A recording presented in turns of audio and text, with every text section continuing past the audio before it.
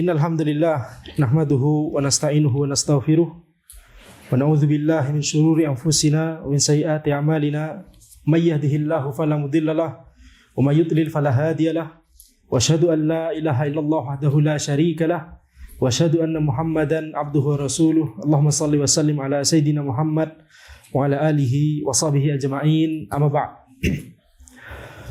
Kita lanjutkan pembahasan dari kitab Syarah Thalathatil Usul karya Syekh Muhammad bin Shalih Al-Utsaimin rahimahullahu taala, membahas matan Thalathatul Usul wa Adillatuha karya Syekhul Islam Muhammad bin Abdul Wahhab rahimahullah, di mana kita sampai pada perkataan penulis matan rahimahullah, wa a'zamu ma naha anhu asy-syirik. Larangan terbesar dari Allah itu adalah kesyirikan. Ini adalah prinsip yang harus dipahami oleh setiap orang, setiap kaum muslimin. Larangan terbesar dari Allah itu adalah kesyirikan. Setelah sebelumnya kita membahas prinsip, yaitu perintah terbesar dari Allah adalah tauhid. Maka larangan terbesar dari Allah adalah lawan dari tauhid. Larangan terbesar dari Allah itu adalah lawan dari tauhid, yaitu syirik.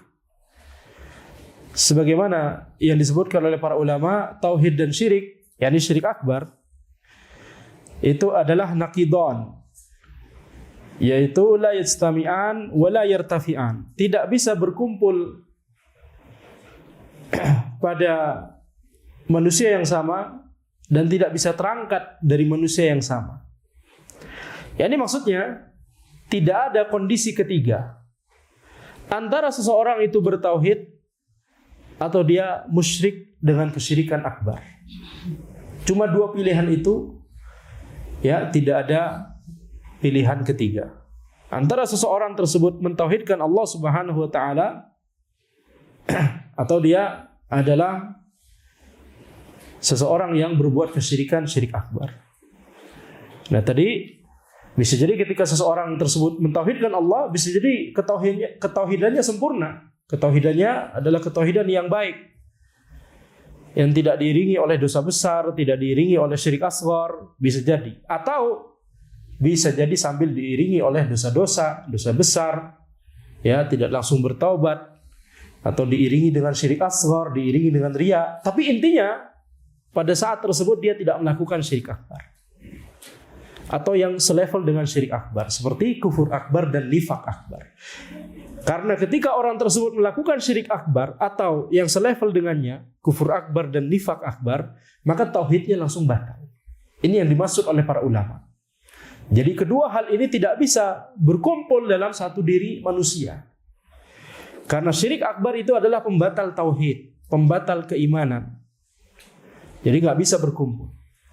Sebaliknya, kalau seseorang itu dikatakan bahwa dia memiliki ketauhidan, baik ketauhidan yang bagus, baik, ya, atau ketauhidan yang masih dicampuri dosa besar, dicampuri dosa kecil, dicampuri syirik asghar, ya, dan seterusnya, maka kita katakan berarti dia, ketika sudah kita katakan dia adalah termasuk ahlu tauhid, berarti dia tidak melakukan syirik akbar atau yang semisalnya, kufur akbar dan nifak akbar.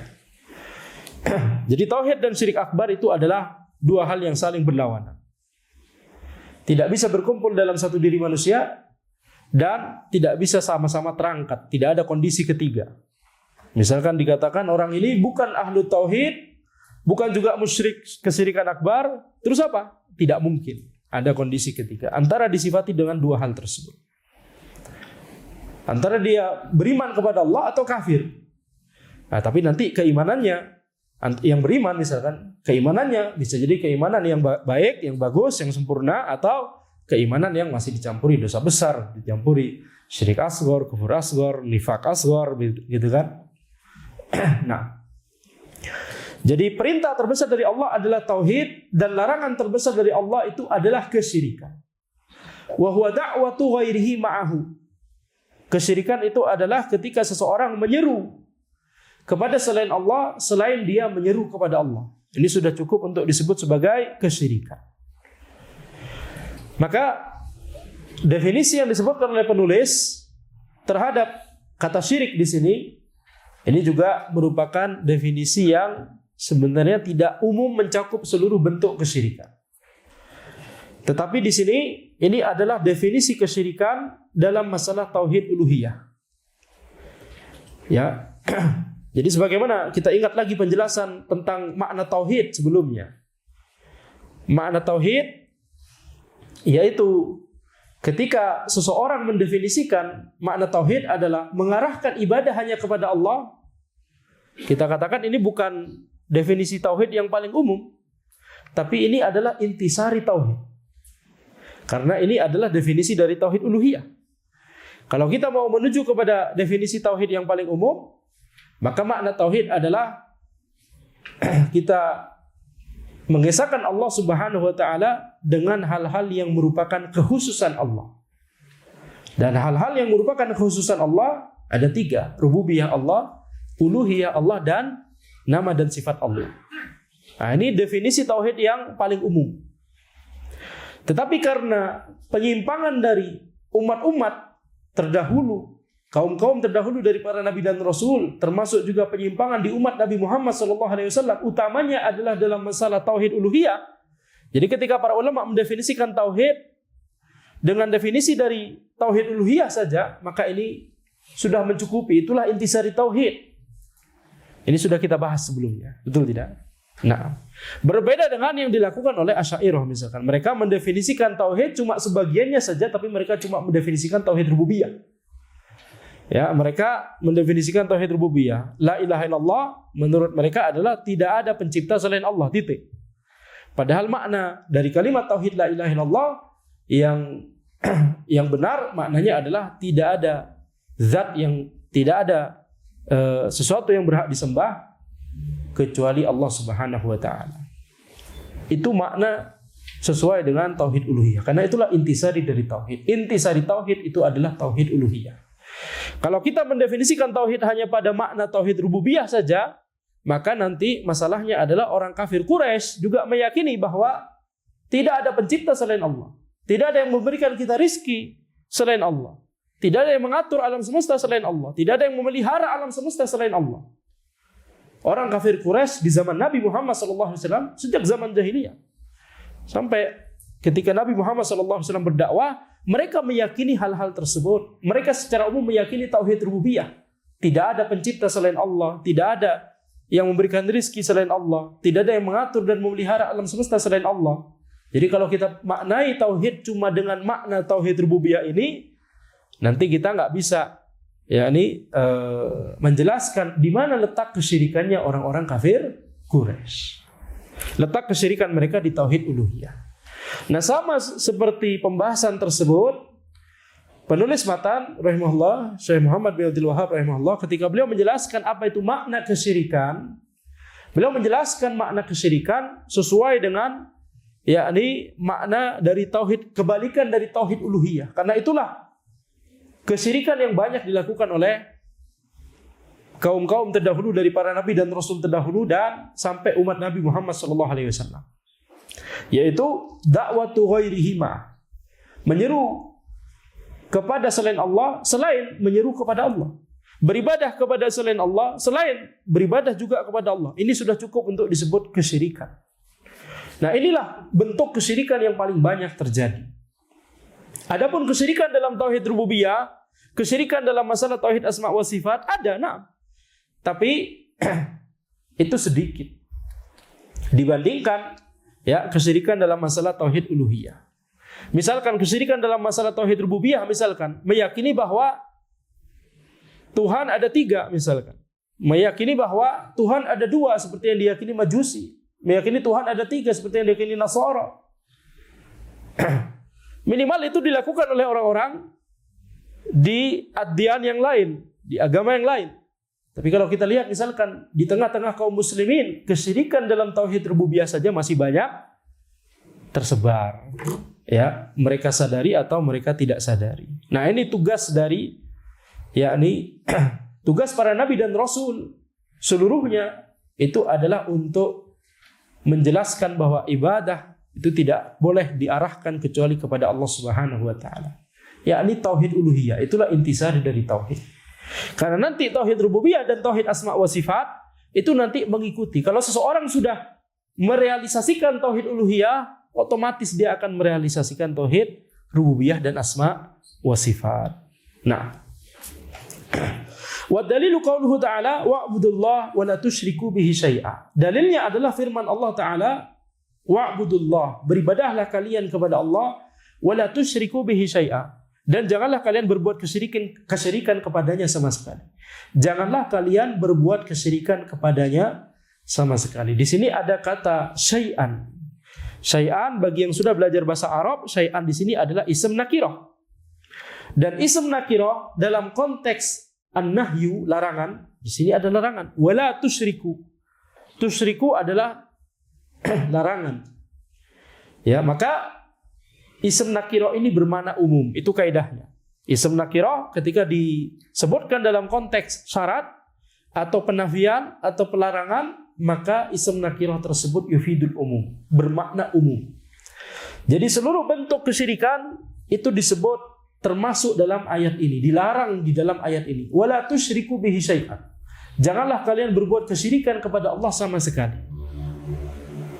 Seluruh bentuk kesyirikan dan seluruh sesuatu yang diibadahi selain Allah itu dilarang di dalam ayat ini. Baik seseorang mengarahkan ibadah kepada batu, kepada pohon keramat, kepada air terjun yang dikeramatkan, kepada kolam atau sendang yang dikeramatkan.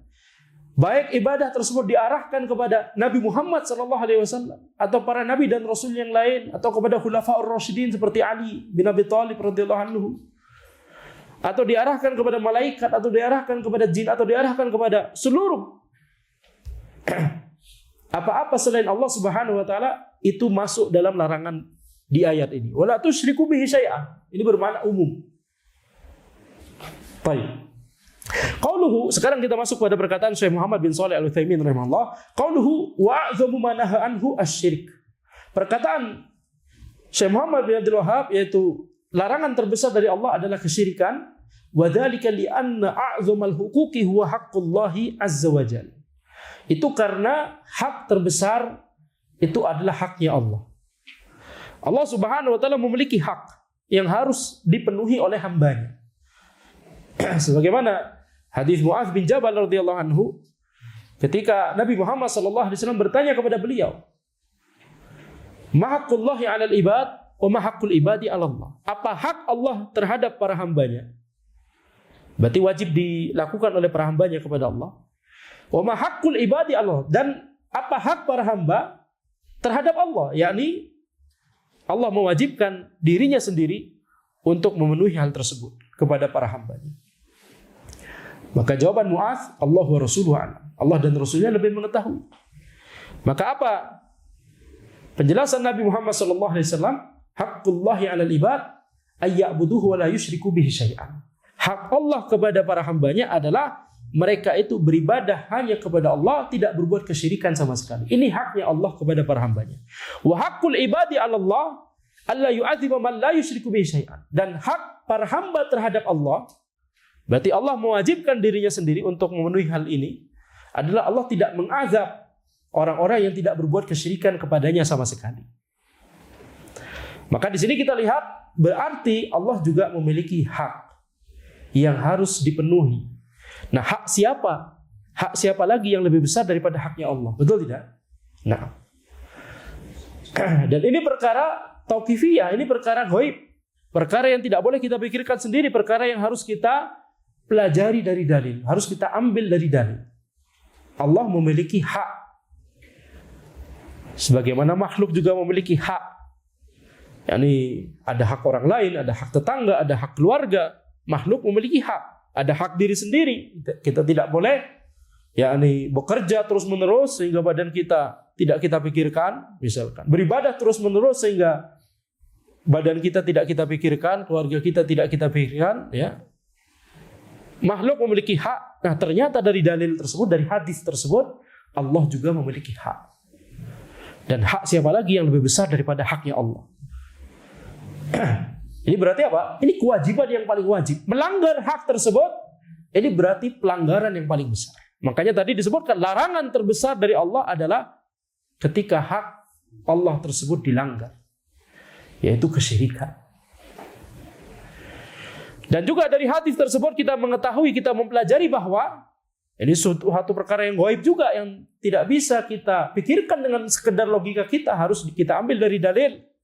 Kita mengetahui bahwa Allah mewajibkan atas dirinya sendiri sesuatu. Yaitu apa? Itulah yang disebut di hadis tadi, hak para hamba terhadap Allah. Ternyata ada. Ya. Siapa yang mewajibkan hal tersebut kepada Allah? Allah sendiri. Allah mewajibkan, yaitu bahwa Allah tidak akan mengazab orang yang berbuat kesyirikan kepada Allah sama sekali. Ini termasuk keadilan Allah, ya. Jadi perbuatan Allah Subhanahu wa taala itu berkisar antara adil atau fadl, keadilan atau karunia dari Allah. Berkisar antara dua hal itu. Nah, ini masuk dua-duanya, keadilan Allah dan juga karunia dari Allah Subhanahu wa taala. Allah tidak mengazab orang-orang yang tidak berbuat kesyirikan kepada Allah sama sekali. Tapi di sini nanti ada catatan.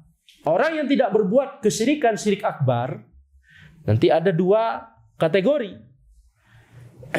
Apakah Allah Subhanahu wa taala ampuni dosa-dosanya selain syirik akbar tadi, selain syirik akbar dan selain dosa yang selevel syirik akbar seperti kufur akbar dan nifak akbar?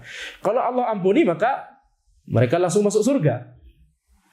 Tapi kalau Allah tidak ampuni dosa-dosa yang lain, kemudian ditimbang ternyata masih berat dosanya, maka na'am, dimasukkan ke neraka secara sementara sebelum nanti kemudian dimasukkan ke dalam surga Allah Subhanahu wa taala. Jadi makna Allah tidak mengazab orang-orang yang tidak berbuat kesyirikan, syirik akbar kepada Allah sama sekali, maksudnya adalah antara Allah tidak mengazab sama sekali, berarti langsung masuk surga karena Allah ampuni, atau Allah tidak mengazab mereka selamanya, tapi mengazab secara sementara di neraka.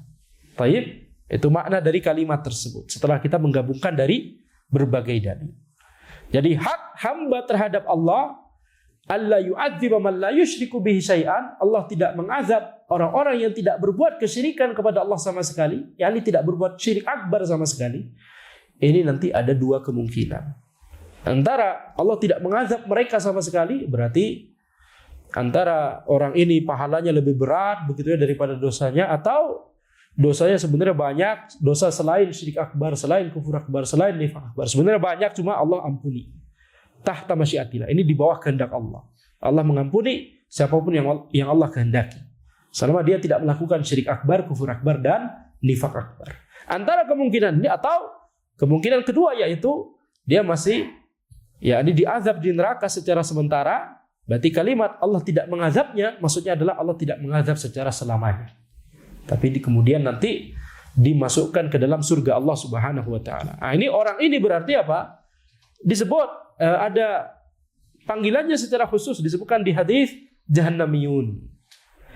Jahannamiyun bukan orang-orang yang selalu tinggal di jahannam. Jahannamiyun adalah orang-orang yang dulunya di neraka kemudian diangkat oleh Allah Subhanahu wa taala, dimasukkan ke dalam surga Allah Subhanahu wa taala.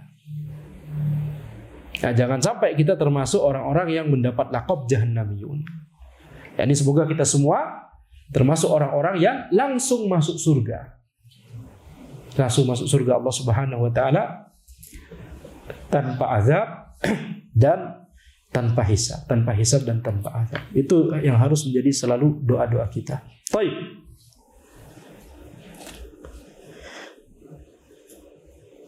فَإِذَا فَرَّطَ فِيهِ الْإِنسَانِ فَقَدْ فَرَّطَ فِي أَعْظَمِ الْحُقُوقِ. Ketika seseorang itu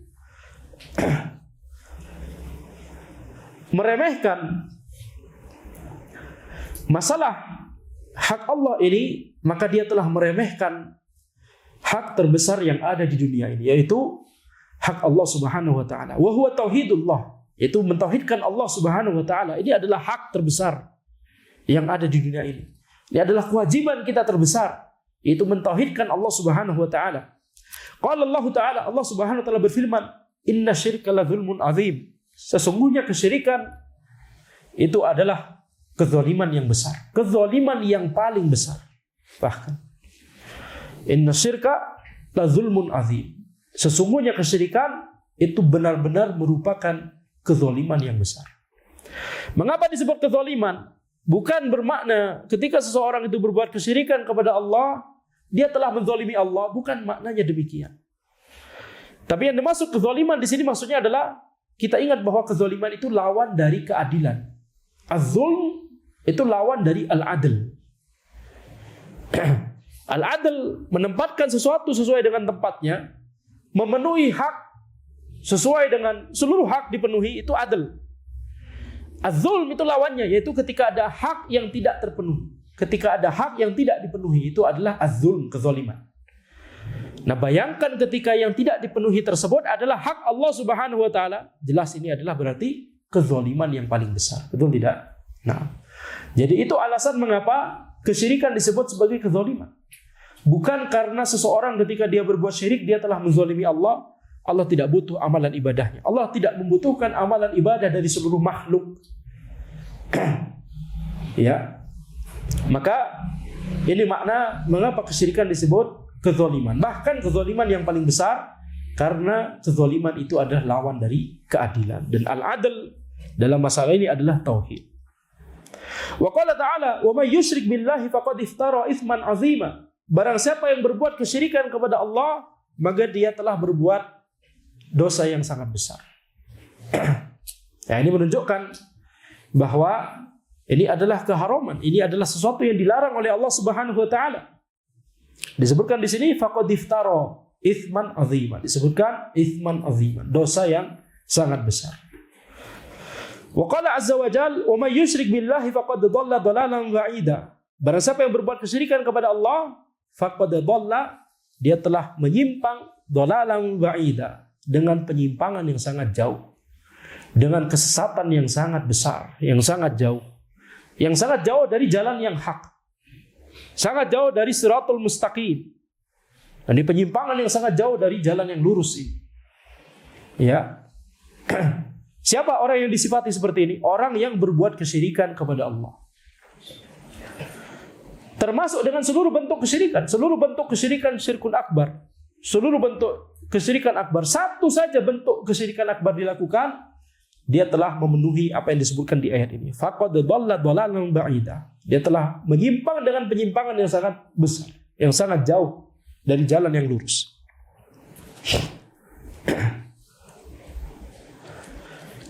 Nah, itu mengapa ya dijelaskan di pertemuan sebelumnya kita harus mempelajari bentuk-bentuk dari ibadah, bentuk-bentuk dari kesyirikan. Apa saja bentuk syirik akbar, apa saja bentuk kufur akbar, apa saja bentuk nifak akbar. Inilah yang harus dipelajari. Supaya apa? Supaya seseorang bisa menghindari hal tersebut. Supaya seseorang bisa merealisasikan tauhid. Kita harus mengetahui keburukan supaya kita bisa menghindarinya. Ya, makanya pelajaran tauhid tidak akan lengkap kecuali kalau seseorang itu telah mempelajari rincian apa saja bentuk syirik akbar, apa saja bentuk kufur akbar, apa saja bentuk nifak akbar. Karena ini bisa membatalkan tauhid. Demikian pula pelajari dosa-dosa yang bisa mengurangi tauhid, mengurangi keimanan walaupun tidak sampai membatalkan. Apa saja rincian syirik asghar? Syirik asghar itu apa saja? Kalau kita cuma memahami syirik asghar itu cuma riya, nah berarti kita masih belum tahu rincian syirik asghar yang lain. Ada banyak dosa syirik asghar disebutkan sebagai kesyirikan, dosa tersebut disebut sebagai kesyirikan di dalil, tapi tidak sampai mengeluarkan pelakunya dari Islam. Makanya disebut syirkun duna syirkin, yakni syirik asghar. Kesyirikan di bawah kesyirikan, yakni syirik asghar. Ada suatu amalan atau perkataan atau keyakinan yang itu disebut kufur di dalam dalil, tapi tidak sampai mengeluarkan pelakunya dari Islam. Makanya disebut kufrun duna kufrin, yakni kufur asghar. Kekufuran di bawah kekufuran, yaitu kufur asghar. Nah, kita harus mempelajari rinciannya. Apa saja bentuk syirik asghar, enggak cuma riya. Apa saja bentuk kufur asghar, enggak cuma kufur nikmat. Dari perkataan istri kepada suaminya, engkau tidak pernah melakukan kebaikan sama sekali, ya, kufur nikmat. Itu contoh kufur asghar, tapi itu cuma satu contoh saja. Masih banyak bentuk yang lain dari kufur asghar.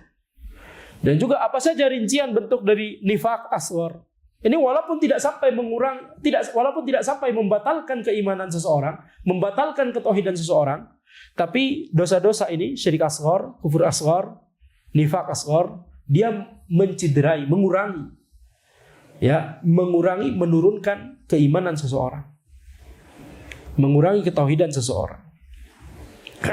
Dan dosa-dosa yang lain yang tidak termasuk 6 dosa tadi, syirik akbar, syirik asghar, kufur akbar, kufur asghar, nifaq akbar, nifaq asghar, rincian dosa-dosa yang lain. Yang itu terbagi nanti jadi dosa besar dan dosa kecil. Ada zina, ada mencuri, ada membunuh. Ini insya Allah diketahui oleh kaum muslimin seluruhnya. Betul tidak? Ada yang tidak tahu zina itu haram, membunuh itu haram. Ada yang tidak tahu? Tidak apa-apa, jujur aja. Tidak ada yang tidak tahu. Semua kaum muslimin mengetahui, karena ini termasuk perkara al-ma'lum minad din bid-darurah. Perkara yang diketahui secara terang benderang di dalam agama. Semua orang tahu.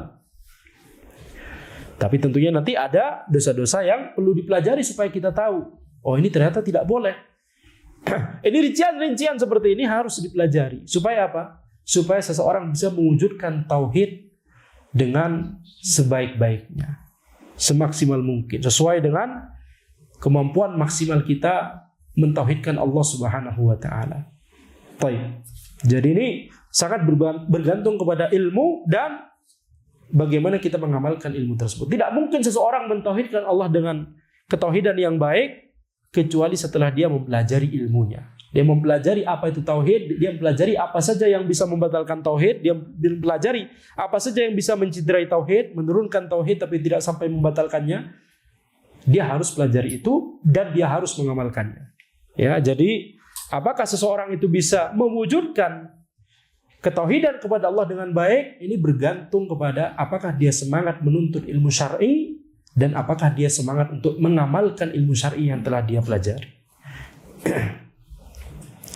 Kemudian firman Allah Subhanahu wa taala, wa qala ta'ala, innahu may yusyrik billahi faqad harramallahu 'alaihi al-jannah wa ma'wahu an-nar wa ma lidh-dhalimin min ansar.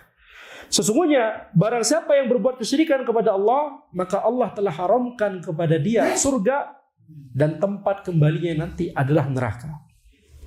Yarhamkallah. Wa ma lidh-dhalimin min ansar, dan tidak ada penolong bagi orang-orang yang berbuat zalim, yakni berbuat kesyirikan. Lidh-dhalimin lil musyrikin, karena tadi disebut orang yang berbuat kesyirikan dia telah berbuat kezaliman. Inna syirka la dzulmun azim.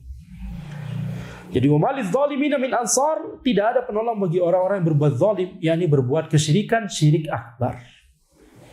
Tidak ada penolong bagi mereka. Makanya tadi disebutkan, ketika seseorang itu tidak bertaubat kepada Allah, dia melakukan syirik akbar atau yang selevel dengannya, kufur akbar, nifak akbar, tapi sampai matinya dia belum bertaubat kepada Allah, maka ayat ini, wa ma lidh-dhalimin min ansar, tidak ada penolong bagi orang-orang yang berbuat zalim. Nah, wa qala ta'ala innallaha la yaghfiru an yushraka bihi wa yaghfiru ma duna dzalika liman yasha. Ini yang tadi yang baru saja kita sebutkan. Sesungguhnya Allah tidak mengampuni dosa kesyirikan, tetapi Allah mengampuni dosa-dosa di bawah itu bagi siapapun yang Allah kehendaki. Maksudnya adalah ayat ini berbicara tentang orang yang tidak bertaubat sampai matinya. Ketika dia melakukan syirik akbar atau yang selevel dengan syirik akbar, kufur akbar, nifak akbar, maka innallaha la yaghfiru an yushraka bihi. Allah tidak akan mengampuni orang tersebut. Ketika sampai matinya dia belum bertaubat. Ketika dia melakukan syirik akbar atau kufur akbar atau nifak akbar dan sampai matinya belum bertaubat. Ya. Jadi melakukan syirik akbar misalkan, tadi melakukan praktek-praktek yang itu merupakan bentuk kesyirikan, syirkun akbar. Ya, berdoa kepada selain Allah, mencari keberkahan kepada selain Allah, bernazar, menyembelih kepada selain Allah, menyembelih di makam wali yang dikeramatkan, bernazar di bawah pohon yang dikeramatkan kepada pohon tersebut atau kepada penunggu pohon tersebut, meminta sesuatu kepada selain Allah, pesugihan misalkan, minta dikaruniai anak dengan cara memberikan sesajen di bawah air terjun, di sebelah pohon beringin yang letaknya, kok jadi spesifik sekali. Ya. Ini semua adalah kesyirikan, syirik akbar. Ketika seseorang tidak bertaubat sampai matinya dan dia melakukan syirik akbar atau kufur akbar atau nifak akbar, maka ini tidak diampuni oleh Allah. Di sisi Allah sudah dinilai keluar dari Islam, berbahaya. Keimanannya batal. Makanya para ulama menyebutkan dosa itu terbagi menjadi dua. Dosa pembatal keimanan, pembatal tauhid. Ya, tiga tadi, syirik akbar, kufur akbar, nifak akbar. Walaupun kita sebut tiga, tapi nanti rinciannya banyak masing-masingnya. Syirik akbar nanti rinciannya banyak. Kufur akbar nanti rinciannya banyak. Nifak akbar nanti rinciannya banyak. Ya, itu nanti kita bahas insyaallah ta'ala rincian-rincian tersebut setelah kitab ini. Nah, jadi ada dosa pembatal keimanan dan ada dosa pengurang keimanan, dosa pengurang tauhid, tapi tidak sampai membatalkannya. Yang tadi syirik asghar, kufur asghar, nifak asghar, dan dosa-dosa lain yang tidak termasuk dosa-dosa tersebut, seperti zina, mencuri, membunuh. Ini nggak sampai keluar dari Islam. Tapi dia bisa mengurangi keimanan seseorang, tapi nggak sampai membuat pelakunya kafir. Ada orang mencuri, apakah kemudian kita katakan antum telah kafir? Tidak, betul tidak. Ini keyakinan Khawarij berbahaya, jangan meyakini demikian. Baik. Jadi innallaha la yaghfiru ayyushraka bihi wa yaghfiru ma duna dzalika liman yasha. Akan tapi Allah mengampuni dosa-dosa di bawah itu bagi siapapun yang Allah kehendaki. Jadi kalau seseorang itu misalkan berbuat mencuri misalkan atau ghibah misalkan, dosa-dosa yang termasuk pengurang keimanan, bukan pembatal keimanan, dan dia tidak bertaubat sampai matinya, maka ini tahta masyiatillah, di bawah kehendak Allah. Kalau Allah kehendaki maka Allah ampuni dia. Kalau Allah tidak kehendaki maka Allah tidak ampuni dia. Jadi dalilnya apa? Ayat ini, wa yaghfiru ma duna dzalika liman yasha. Allah mengampuni dosa-dosa di bawah itu kepada siapapun yang Allah kehendaki. Makanya ini kita disebut oleh para ulama istilahnya tahta masyiatillah, di bawah kehendak Allah. Tapi karena kita tidak tahu apakah kita nanti ketika meninggal dunia, kemudian apakah nanti Allah akan ampuni kita? Misalkan tidak pernah melakukan dosa pembatal keimanan, tapi melakukan banyak dosa pengurang keimanan, misalkan, termasuk dosa kecil, apalagi dosa besar, misalkan. Nah, kita tidak tahu apakah Allah akan mengampuni diri kita atau tidak. Jadi tidak boleh mengandalkan ayat ini. Oh, santai saja, ini kan dosa pengurang keimanan, santai saja, nanti Allah bisa jadi ampuni kita. Iya kalau Allah mengampuni. Kalau tidak gimana? Ya, maka tidak boleh mengentengkan, kita harus senantiasa bertaubat kepada Allah Subhanahu wa taala. Apapun dosa yang kita lakukan harus segera bertaubat kepada Allah Subhanahu wa taala dan tidak bertekad untuk tidak mengulangi dosa tersebut. Jadi ayat ini berlaku untuk orang yang tidak bertaubat kepada Allah. Kalau orang tersebut bertaubat kepada Allah, maka khalas, dari dalil yang lain kita mengetahui seluruh dosa sebesar apapun, kalau seseorang bertaubat kepada Allah, Allah ampuni dosa-dosa yang tersebut. Mau itu syirik akbar, kufur akbar, nifak akbar, seluruh rincian ini disebutkan, dilakukan dia semua. Rincian dari syirik akbar semuanya dilakukan, kufur akbar, nifak akbar. Tapi setelah itu dia bertaubat, benar-benar bertaubat kepada Allah dan tidak mengulangi dosa-dosa itu lagi, maka Allah akan ampuni. Lihat para sahabat radhiyallahu anhum. Ya, ketika di zaman jahiliyah mereka banyak dari mereka melakukan syirik akbar, melakukan kufur akbar karena masih jahiliyah. Tapi setelah mereka masuk Islam, setelah mereka bertaubat kepada Allah, setelah mereka mentauhidkan Allah, mereka termasuk generasi sahabat, generasi yang paling mulia dari umat ini. Ya, jadi sekali lagi ayat ini berlaku untuk orang yang tidak bertaubat sampai matinya. Innallaha la yaghfiru ayyushraka bihi wa yaghfiru ma duna dzalika liman yasha. Kalau ada yang nanya, mana keterangan bahwa ayat ini cuma untuk orang yang tidak bertaubat? Mana keterangan itu? Enggak disebut di ayat ini. Kita katakan itu mengapa kita harus menggabungkan dari seluruh dalil, tidak hanya berlandaskan pada satu dalil saja. Baik, itu cara berdalil dalam syariat. Kita harus menggabungkan seluruh ayat, seluruh hadis yang berbicara tentang suatu masalah yang sama, kita kumpulkan kemudian kita simpulkan. Ini al-jama' bainal adillah, menggabungkan dalil-dalil.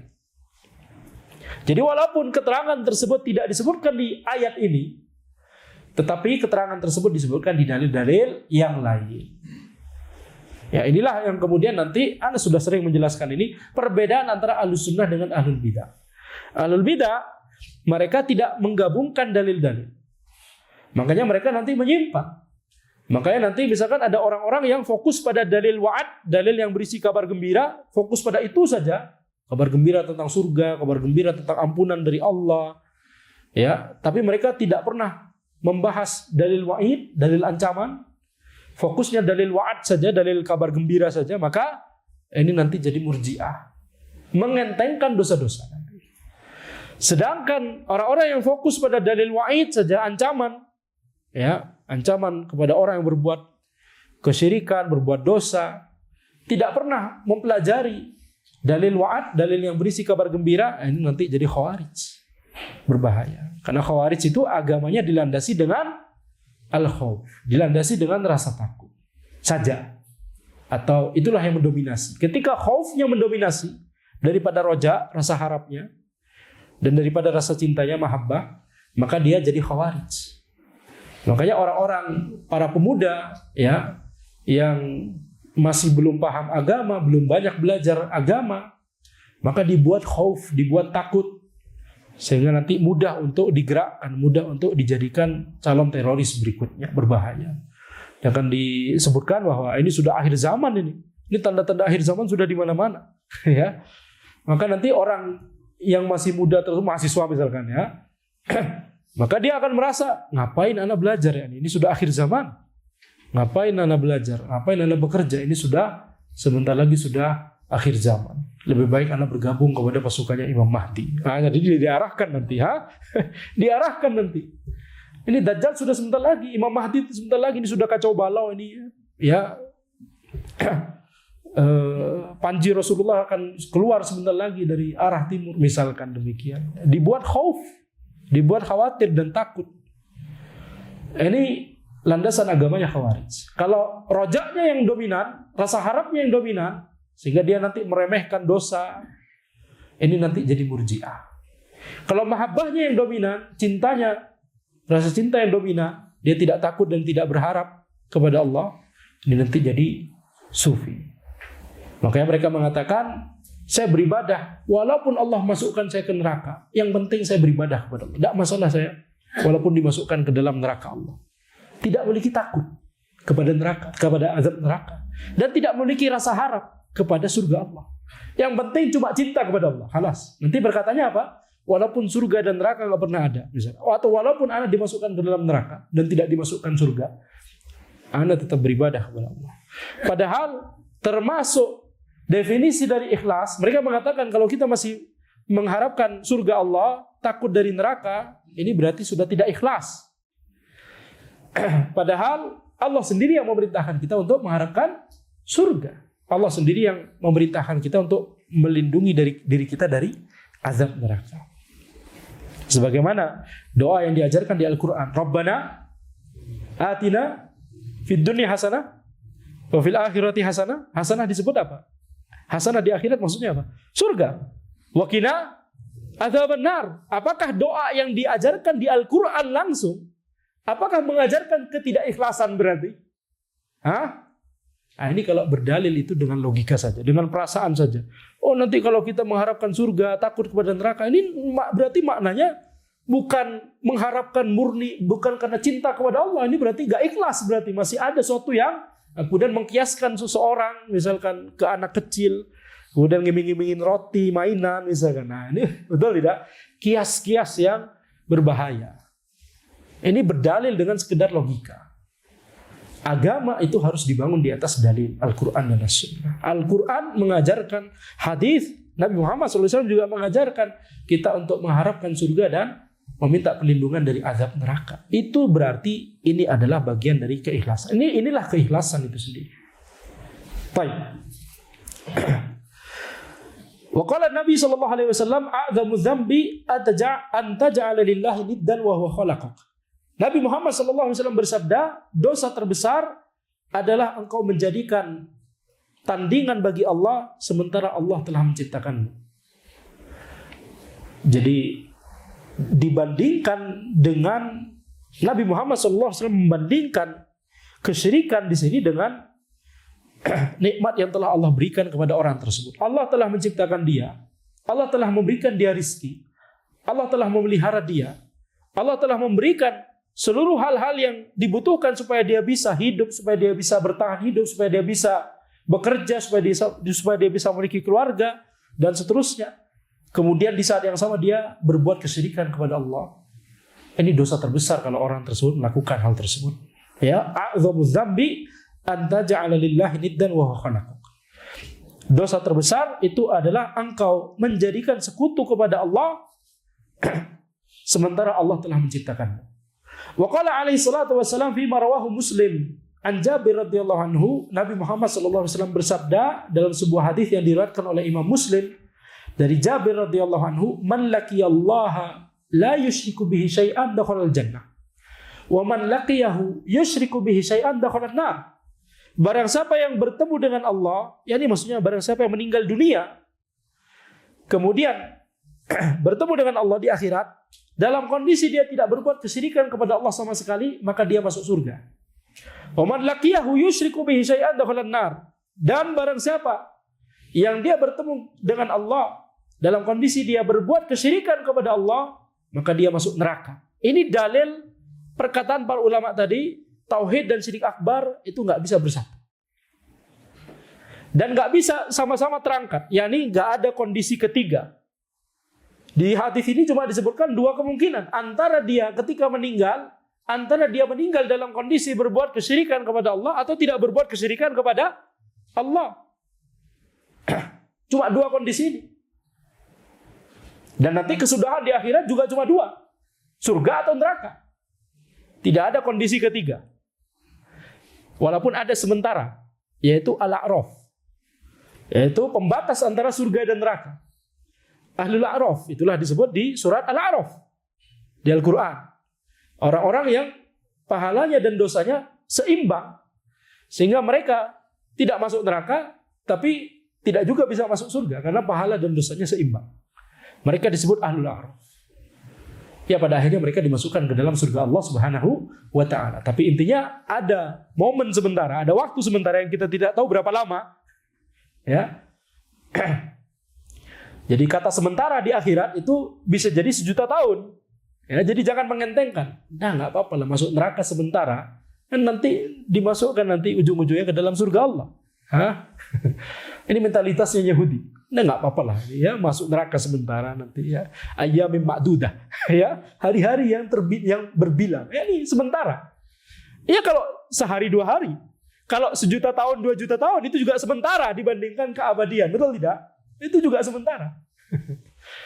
Jadi ya makanya tadi kita berdoa ya, jadikan dalam doa-doa kita semoga kita termasuk orang-orang yang masuk surga Allah Subhanahu wa taala, langsung masuk surga Allah tanpa hisab dan tanpa azab. Baik.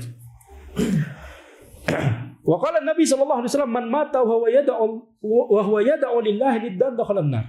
Rawahul Bukhari.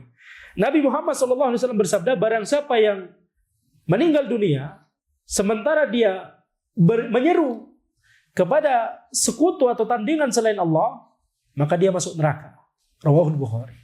Ya, hadis ini diriwayatkan oleh Al-Bukhari. Hadis sahih. Baik. Wastadalla al-muallif rahimahullahu taala li amri Allah taala bil ibadah wa nahyihi 'an syirki bi qoulihi azza wa jalla wa'budullaha wa la tusyriku bihi syai'a.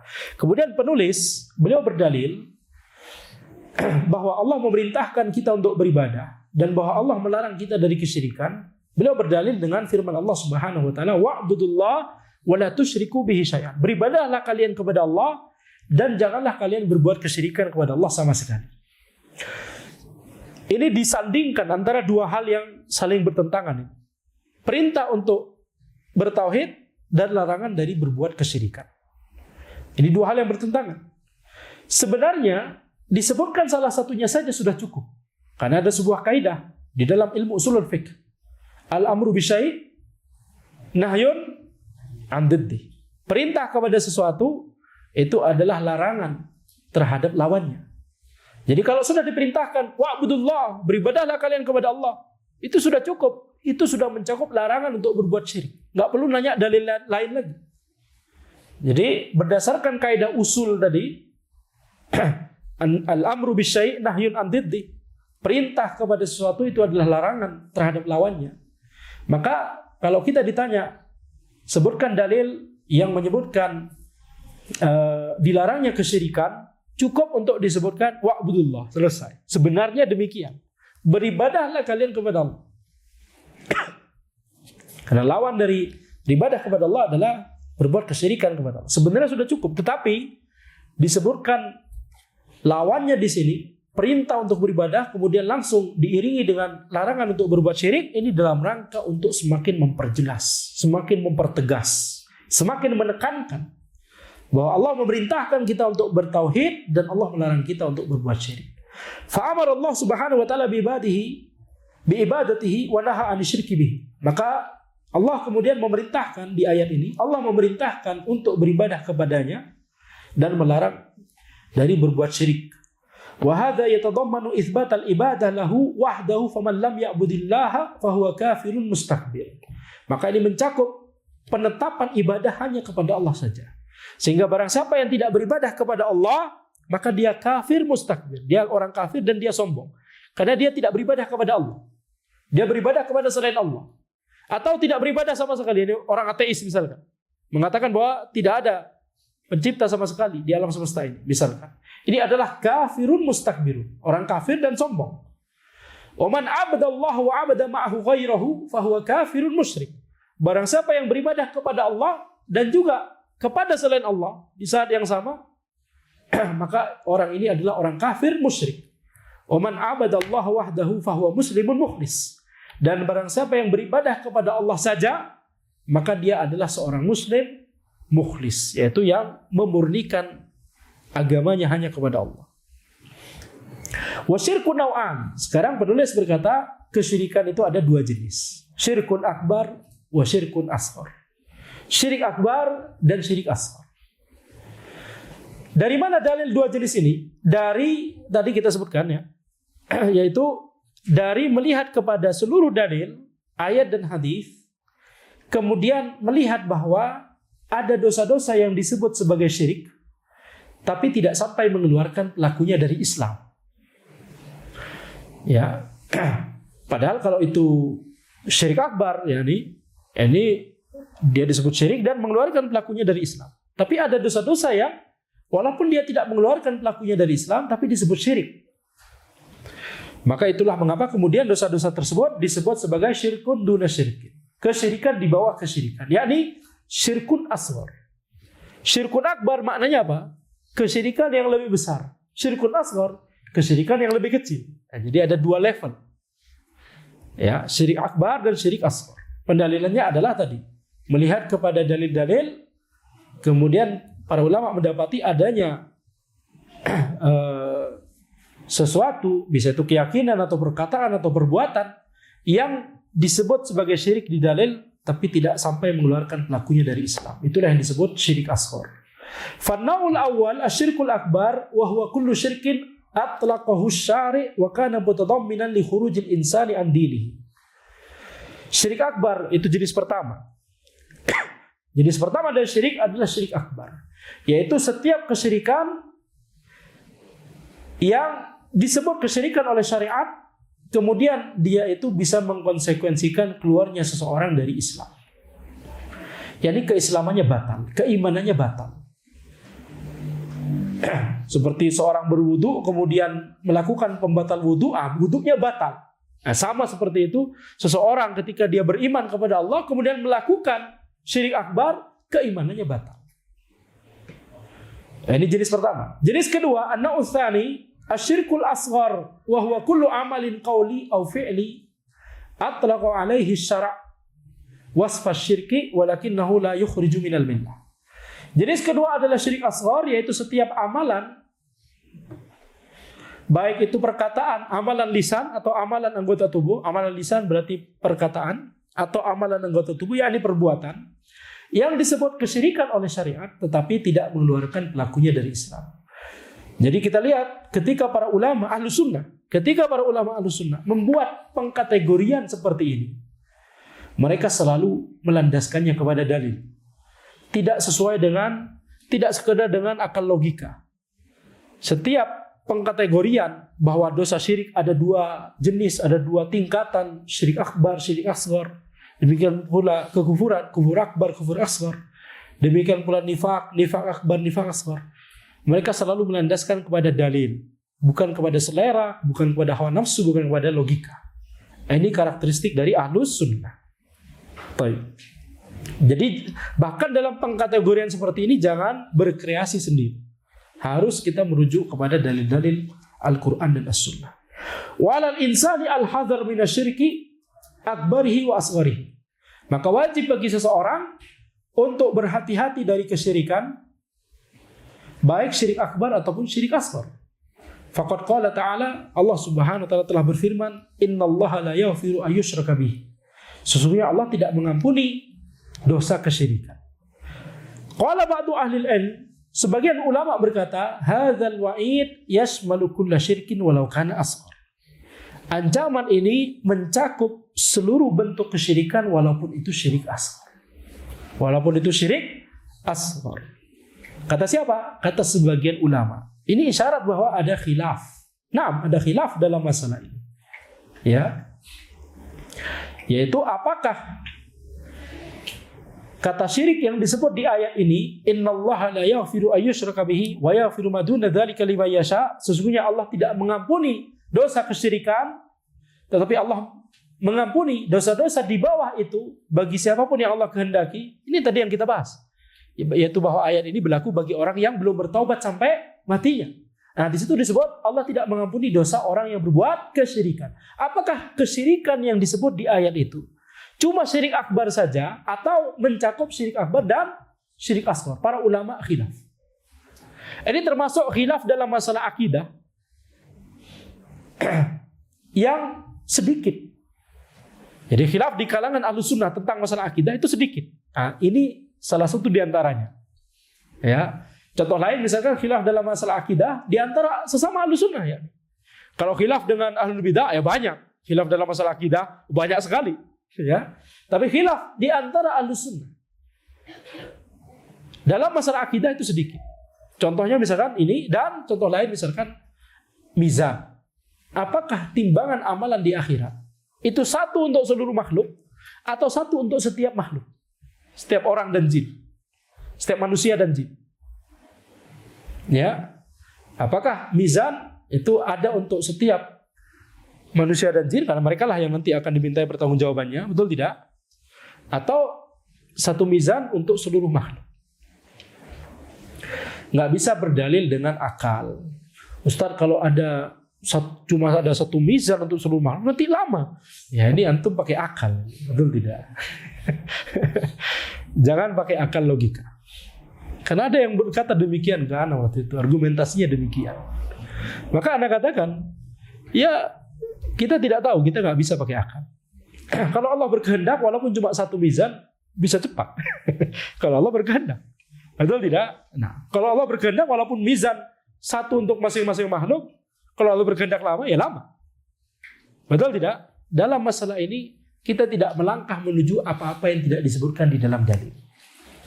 Ya, ketika dalil tidak menyebutkannya, kita juga nggak bahas. Baik. Nah sekarang, jadi kita balik lagi. Jadi dalam ayat ini, innallaha la yaghfiru ayyushraka bihi, sesungguhnya Allah tidak mengampuni dosa-dosa orang yang berbuat syirik.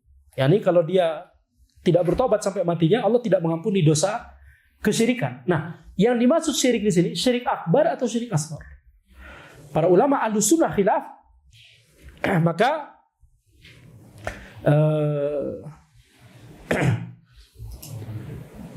itu mengapa kemudian banyak sekali para ulama Ahlus Sunnah memberikan wasiat kepada kita, walaupun itu syirik asghar, hendaknya harus kita hindari. Ya, dalam rangka supaya mengambil pendapat yang lebih selamat saja. Karena kalau ada orang, misalkan kalau pendapat yang hak di sisi Allah ternyata syirik asghar juga masuk dalam ayat ini, berarti orang riya. Itu salah satu contoh bentuk syirik asghar. Orang riya kemudian tidak bertobat sampai matinya, itu juga nggak diampuni oleh Allah Subhanahu wa taala. Jadi lebih baik kita nggak ada ruginya, betul tidak? Nggak ada ruginya. Kita bahkan seluruh bentuk dosa, tidak hanya syirik akbar, syirik asghar, seluruh bentuk dosa yang lain, kufur akbar, kufur asghar, nifaq akbar, nifaq asghar, seluruh bentuk dosa, zina, mencuri, membunuh, riba, baik yang dosa besar atau yang dosa kecil, kita harus berusaha menghindari. Betul tidak? Itulah prinsip dari Ahlussunnah. Itulah prinsip dari para sahabat. Mereka selalu berusaha menghindari dosa. Mereka nggak nanya-nanya dulu, ini dosa apa kira-kira? Dosa pembatal keimanan atau dosa pengurang keimanan? Nanti dosa pengurang keimanan, dosa besar atau dosa kecil?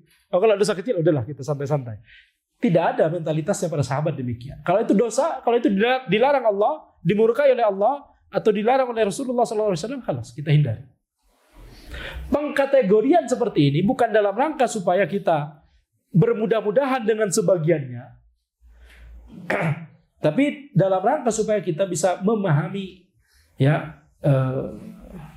agama Allah Subhanahu wa taala, apa konsekuensi dari masing-masing dosa tersebut. Makanya dibuat kategori-kategori tadi oleh para ulama, supaya kita bisa memahami agama Allah, supaya kita bisa memahami makna ayat, makna hadis. Betul tidak? Supaya bisa memahami, oh, hadis ini menyebutkan perbuatan ini syirik, tapi ini syirik yang tidak sampai mengeluarkan pelakunya dari Islam. Oh, ini berarti syirik asghar. Supaya kita bisa paham dalil tersebut. Sehingga kita ketika mengetahui perincian-perincian ini, kita bisa mengetahui, bisa memahami ayat, bisa memahami hadis dengan lebih baik. Nah, ada sebuah kaidah yang penting sebelum kita akhiri, atau sebelum sesi tanya jawab mungkin. Ada sebuah kaidah yang penting tentang syirik akbar, yaitu kaidah yang penting, yaitu para nabi dan rasul tidak pernah melakukan dosa syirik akbar atau kufur akbar atau nifaq akbar. Tampak jelas, betul tidak? Jelas, Ustaz. Tampak jelas. Tapi nanti kaidah ini bisa kita gunakan untuk menyimpulkan sesuatu yang penting. Tapi sebelum itu kita ulang lagi kaidahnya. Apa tadi? Para nabi dan rasul tidak pernah melakukan dosa syirik akbar, kufur akbar, nifaq akbar. Sehingga ketika Nabi Yakub sujud kepada Nabi Yusuf, berarti apa yang kita simpulkan? Sujud kepada makhluk harus kita bagi jadi dua kategori. Sujud yang berupa syirik akbar dan sujud yang berupa iktiram, memuliakan. Nah, sujud yang berupa syirik akbar ini nggak mungkin itu yang dilakukan oleh Nabi Yakub kepada Nabi Yusuf. Karena kalau itu merupakan sujud yang merupakan syirik akbar, berarti nanti Nabi Yakub melakukan syirik akbar, nggak mungkin. Sujud yang dilakukan oleh Nabi Yakub itu adalah sujud yang berupa memuliakan. Di syariat mereka boleh. Di syariat Nabi Muhammad SAW tidak boleh. Nah, kalau itu berarti bukan syirik akbar, berarti nanti bisa berbeda antara syariat di satu Nabi atau Rasul dengan syariat Nabi dan Rasul yang lain. Tapi kalau itu syirik akbar, jelas itu dilarang di seluruh syariatnya Nabi dan Rasul. Itu maksudnya. Kalau itu merupakan syirik akbar, yakni maksudnya tidak ada suatu bentuk syirik akbar di salah satu syariat salah seorang Rasul yang itu tidak merupakan bentuk syirik akbar di syariat Rasul yang lain. Tidak mungkin. Karena syirik akbar tadi bertentangan dengan tauhid. Dan karena Allah Subhanahu wa taala telah berfirman, walaqad ba'atsna. Apa? Walaqad ba'atsna fi kulli ummati rasula an i'budullah wajtanibut taghut. Beribadahlah kalian kepada Allah dan jauhilah taghut, jauhilah kesyirikan. Sesungguhnya kami telah mengutus kepada setiap umat seorang rasul. Masing-masing rasul tersebut membawa risalah, membawa pesan, beribadahlah kalian kepada Allah dan jauhilah taghut, jauhilah kesyirikan. Yang ini syirik akbar, yang itu merupakan lawan dari tauhid, itu semuanya sama dari seluruh syariat Nabi dan Rasul. Dari Nabi Adam AS sampai Nabi Muhammad SAW. Semuanya sama. Jadi kalau itu merupakan bentuk syirik akbar di syariat Nabi Muhammad SAW, itu juga merupakan syirik akbar di syariatnya Nabi Musa, di syariatnya Nabi Yakub, Nabi Yusuf, di syariatnya Nabi Ibrahim, di syariatnya Nabi Isa, di syariatnya Nabi Daud, di syariatnya Nabi, seluruh Nabi dan Rasul. Jadi fakta bahwa Nabi Yakub alaihissalam sujud kepada Nabi Yusuf, maka ini menunjukkan bahwa sujud itu nggak cuma satu bentuk saja, yaitu sujud yang merupakan syirik akbar. Tidak hanya itu saja, ada sujud yang lain, yaitu apa? Sujud yang dilakukan dalam rangka menghormati atau memuliakan. Nah, ini dalam syariat Nabi Muhammad SAW ini hukumnya dosa besar dan bisa mengantarkan kepada syirik akbar. Coba bayangkan orang ketika menghormati orang lain kemudian sujud. Nanti kalau dia orang ini orang besar misalkan, kalau dia terus-menerus melakukan itu bisa mengkultuskan orang tersebut. Betul tidak? Kemudian nanti perbuatan sujud ini bisa jadi dia niatkan sama seperti ketika sujud kepada Allah Subhanahu wa taala, berbahaya. Dia adalah dosa besar dan dia bahkan adalah merupakan jalan yang bisa mengantarkan kepada syirik akbar. Dilarang. Tapi di syariatnya Nabi Yusuf, Nabi Yakub, itu dilakukan oleh Nabi Yakub. Betul? Makanya menunjukkan perbedaan syariat antara Nabi dan Rasul yang satu dengan yang lain. Baik. Dari mana kita bisa simpulkan bahwa sujud ada dua jenis seperti ini? Dari kaidah tadi. Tidak mungkin seorang Nabi dan Rasul melakukan syirik akbar, melakukan kufur akbar, melakukan nifak akbar. Tidak mungkin. Kalau ada perbuatan yang seperti itu, berarti seperti tadi Nabi Yakub sujud, berarti ini bukan sujud yang merupakan syirik akbar. Ini sujud yang berarti dibolehkan di syariat mereka. Berarti apa itu? Sujud yang dilakukan dalam rangka ihtiram, memuliakan. Bagaimana kalau di syariat Nabi Muhammad SAW dilarang, dosa besar, bahkan merupakan jalan menuju kesyirikan. Jangankan sujud, al-inhina saja dilarang di dalam syariat Nabi Muhammad SAW. Apa itu al-inhina? Merendahkan badan pada orang lain. Ya, jadi ketika ada adat istiadat yang bertentangan dengan syariat, kita harus dahulukan syariat. Kalau lewat di depan orang, nah kita mengucapkan permisi, tapi jangan kemudian menunduk. Ini namanya al-inhina, dilarang di dalam syariat. Nggak termasuk syirik akbar tentunya, tapi itu dilarang dalam syariat. Dalam syariat Nabi Muhammad SAW. Ya, jadi seorang muslim harus punya izzah, tapi juga harus punya adab. Lewat di depan orang, apalagi orang lebih tua, kita ucapkan permisi, atau yang lebih bagus, assalamualaikum, betul tidak? Tapi tanpa melakukan inhina. Apalagi sampai seperti nggak usah disebut ya, nanti di sebagian tempat ya di kerajaan maksudnya ya, seperti di kerajaan, sampai apa? Sampai berjalannya sambil jongkok. Ya, ini tidak boleh. Apalagi di sebagian, bukan di Indonesia, ada yang sampai tengkurap. Di sebagian kerajaan lain, bukan di Indonesia, ada yang sampai tengkurap. Kalau lewat depan raja harus tengkurap. Jadi tiarap gitu ya. Ya, ini jelas dilarang di dalam syariat. Syariatnya Nabi Muhammad SAW. Baik, dan itu bisa kalau sampai tengkurap, apalagi ya sujud tengkurap, itu bisa nanti bisa mengkultuskan, bisa berbahaya. Jalan menuju syirik akbar atau kufur akbar. Berbahaya. Baik. Demikian yang bisa Anda sampaikan. Silakan kalau ada pertanyaan.